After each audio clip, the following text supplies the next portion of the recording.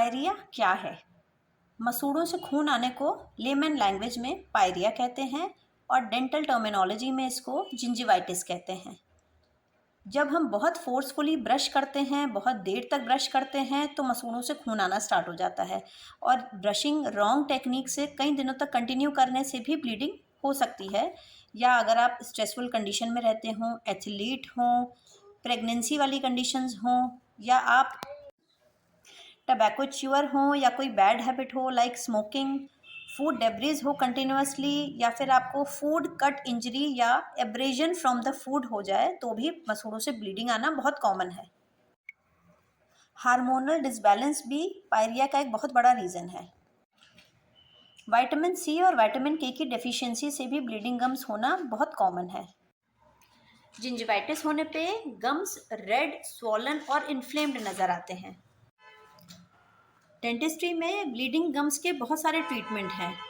कुछ डॉक्टर्स कहते हैं अगर ब्लीडिंग गम्स की प्रॉब्लम है तो आपको ब्रश नहीं करना है, जबकि ये रॉन्ग ट्रीटमेंट है।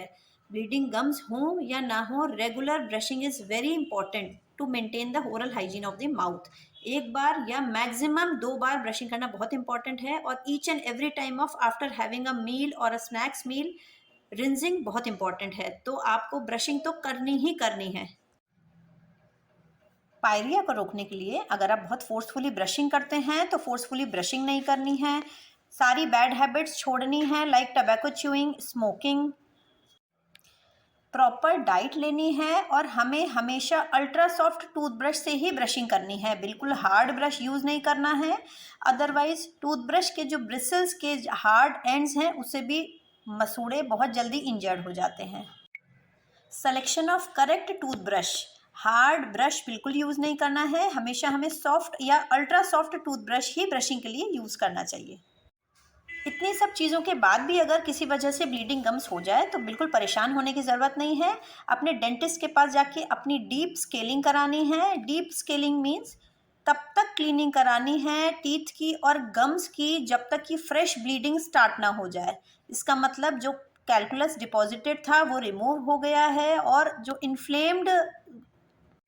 इन्फ्लेम्ड एपिथेलियम भी पूरी तरह रिमूव हो जाएगी और उसके बाद फ्रेश सरफेस ग्रोथ करके डेवलप होगी, जिससे कि ब्लीडिंग गम्स काफ़ी दिनों तक कंट्रोल्ड रहेगा और अगर आप अच्छी हाइजीन मेंटेन रखते हैं तो वो प्रॉपरली ठीक हो जाएगा। स्केलिंग करने के साथ proper antibacterial mouth wash use करना भी बहुत इंपॉर्टेंट है, जिसमें क्लोरहेक्सिडिन हो। क्लोरहेक्सिडिन एक बहुत ही अच्छा एंटीबैक्टीरियल माउथ वॉश है जो बैक्टीरियाज की ग्रोथ नहीं होने देगा, और टैनिक एसिड एक बहुत ऐसा सब्सटीट्यूट है बहुत अच्छा, जिससे कि ब्लीडिंग गम्स भी धीरे धीरे क्योर होना स्टार्ट हो जाते हैं। इन सब के अलावा आप नमक मिले गुनगुने पानी से रिंजिंग कर सकते हैं दिन में 6 से 7 बार।